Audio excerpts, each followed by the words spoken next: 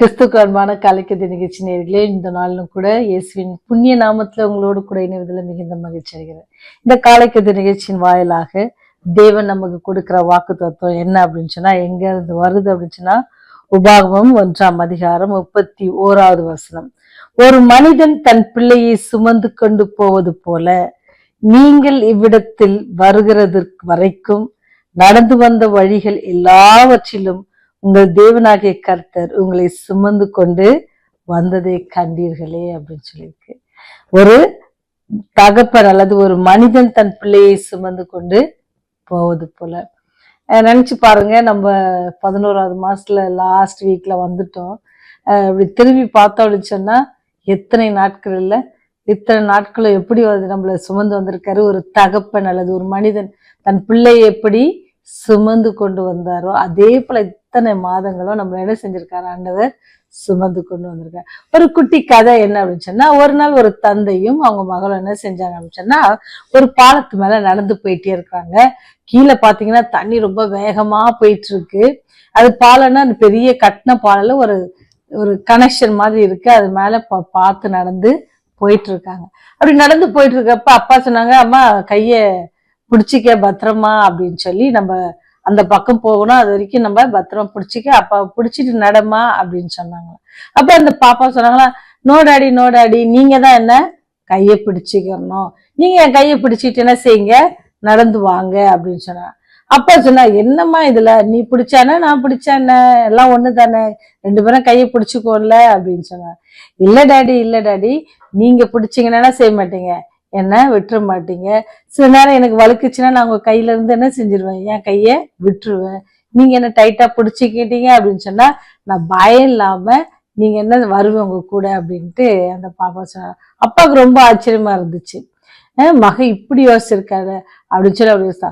அவருக்கு ஒரு யோசனை வச்சு, அப்ப கூட நாம கூட என்ன செய்யணும், கடவுளுடைய கரத்தை பிடிச்சிட்டு நடக்கணும். தாவீது பாத்தீங்கன்னு சொன்னா, அதனாலதான் எப்பவுமே ஆண்டோடைய கரத்தை அவர் என்ன செய்வாரு, பிடிச்சிட்டு நடக்க பிரயாசப்படுவாரு.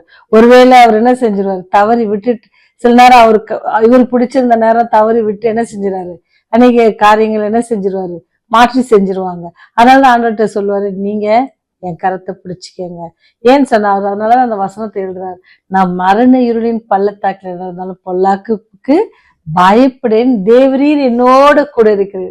பாருங்க, ஆண்டவர் எப்பவுமே கூடயே வச்சிருக்கிறார். அவ்வளவு ஒரு விசுவாசம், அவ்வளவு ஒரு நம்பிக்கை. இப்ப நீங்களும் நானும் அப்படிதான். நம்மை நோக்கி வருகிற வெள்ளம் போன்ற துன்பங்கள், எவ்வளவு பிரச்சனைகள் எதுவா இருந்தாலும் அவர் யார் இருக்காரு, அவர் நம்முடைய கரத்தை பிடித்து கொண்டு நடக்க ஆவலா இருக்காரு. ஆனா நம்முடைய கரத்தை அவருடைய கரத்துல நம்ம இணைக்க ஆயத்தமா இருக்கிறோமா அப்படின்னு சொல்றாரு.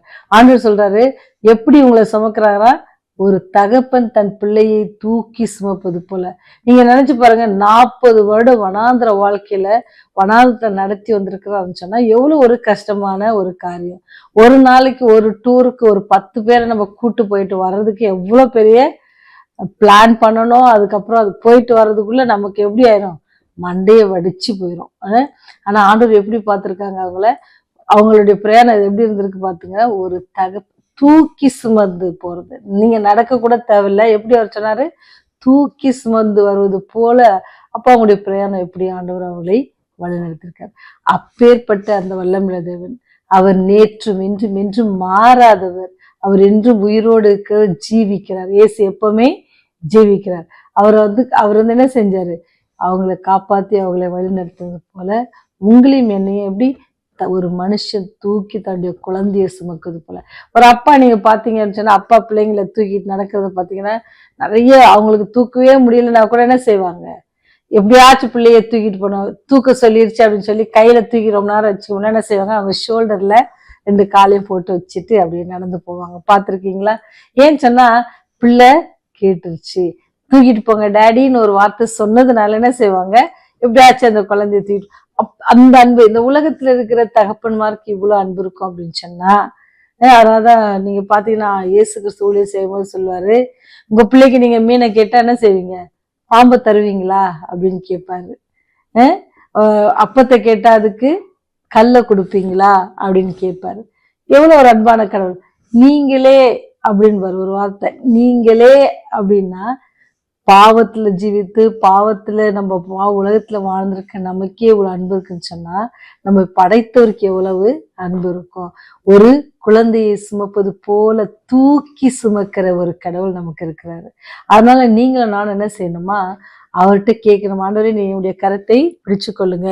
நீங்க எங்க கரத்தை பிடிச்சிட்டீங்க அப்படின்னு சொன்னா என்ன செய்ய மாட்டோம், நீர் எங்களை எப்பவுமே கைவிட மாட்டீங்க. ஆனா நாங்க உங்க கையை பிடிச்சோம் அப்படின்னு சொன்னா நாங்க என்ன செஞ்சிருவோம், விட்டுருவோம். ஒருவேளை சந்தோஷத்துல விட்டுருவோம், சில நேரத்துல கவலையில விட்டுருவோம், சில நேரத்துல வியாதியில விட்டுருவோம், சில நேரத்துல பண கஷ்டத்துல எங்க கருத்தை என்ன செஞ்சிருவோம், சோர்ந்து போய் விட்டுருவோம். ஆண்டவரே நீங்க எங்களை பிடிச்சிக்கங்க அப்படின்னு சொல்றாரு. எப்படி தாவீது பக்தன் எல்லா சூழ்நிலையும் ஆண்டவரை பிடித்து கொண்டாரோ அதே போல நீங்களும் நானும் அவரை பிடித்து கொள்வோம் அப்படின்னு சொன்னா, சர்ச்சில் போகும்போது அப்போது ஒரு வசனம் சொன்னாங்க. தாவீதை பத்தி எல்லாரும் எப்படிலாம் சொன்னாங்க. அவருடைய வசனத்தை நீ கேட்கும்போது ரொம்ப ஆச்சரியமா இருந்துச்சு. இந்த வசனத்தை நான் இன்னைக்குதான் அவ்வளவு உன்னிப்பா கவனிச்சேன் அப்படின்ட்டு எனக்கு தோணுச்சு. என்னன்னு சொன்னா, அவர் அந்த உரிய மனைவியத்துல செய்த அந்த தவறை தவிர்த்து வேற எதுலையுமே அவர் என்ன செய்யல, தவறாதபடிக்கு ஆண்டவர் சொன்னபடியெல்லாம் செய்தார் அப்படின்னு சொல்லி வசனம் ரொம்ப தெளிவா இருந்துச்சு. இப்ப எவ்வளவு ஒரு அவருடைய ஜீவியம் அவர். அதனாலதான் அவர் சொன்ன, கர்த்தர் நீர் என்னோட கூட இருக்கிறீர் அப்படின்னு சொல்லி அவர் சொன்னார். ஆண்டவர் நம்மோட கூட இருப்பார், அவர் நம்முடைய கருத்தை பிடிச்சு நடப்பார் அப்படின்னு சொன்னா அவர் நம்ம நடக்க வச்சு கூட்டு போக மாட்டாங்க. எப்படி கூட்டு போவாங்க, தூக்கி சுமந்து கொண்டு போவாங்க. அத இன்னைக்கு நமக்கு வாக்கு தத்துவம் என்ன அப்படின்னு சொன்னா, அவர் என்ன செய்வார், உங்களை பிள்ளைகளை சுமந்து கொண்டு போவது போல என்ன செய்வார், நம்மை சுமந்து கொண்டு போக காத்திருக்கிறார். உங்க கரத்தை அவர் கையில கொடுக்க ஆயத்தமா இருக்கீங்களா?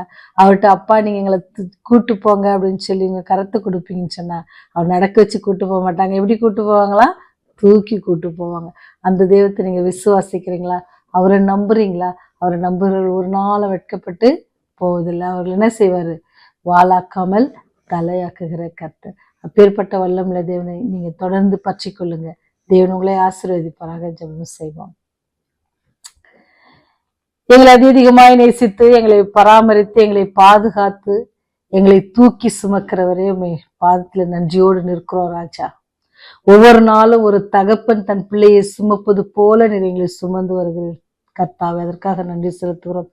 தாய் தன் பிள்ளைகளை மறந்தாலும் நான் உன்னை மறக்க மாட்டேன் என்று சொல்லி ஒவ்வொரு நாளும் எங்களை பாதுகாத்து பராமரித்து போஷித்து ஆசீர்வதித்து வருகிறேன்.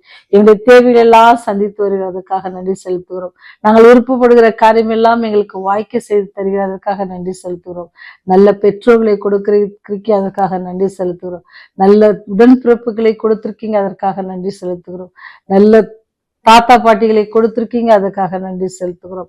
நல்ல நண்பர்களை கொடுத்திருக்கீங்க, நல்ல நன்றி செலுத்துகிறோம். ஆண்டவரே எல்லாவற்றுக்கும் மேலாக அப்படியே ரட்சிப்பின் பாதை எங்களுக்கு காட்டியிருக்கீங்க சாமி, அதற்காக நன்றி செலுத்துகிறோம். இது எங்களுக்காக கல்வாரி சிலுவை அந்த சிந்தின ரத்தத்துக்காக உங்களுக்கு நன்றி செலுத்துகிறோம் ராஜா.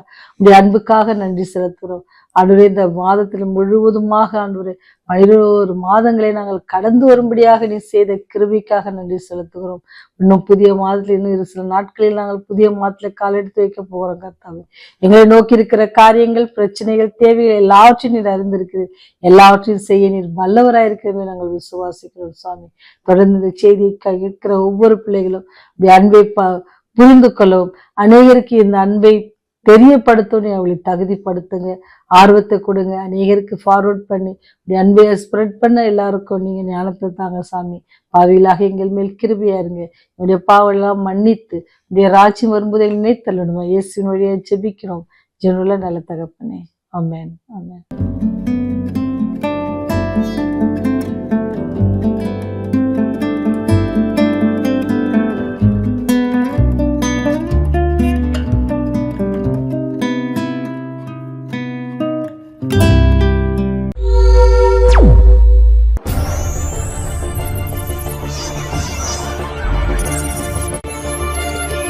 நீங்கள் பார்த்துக் கொண்டிருப்பது உங்கள் ரிவைவல் டிவி.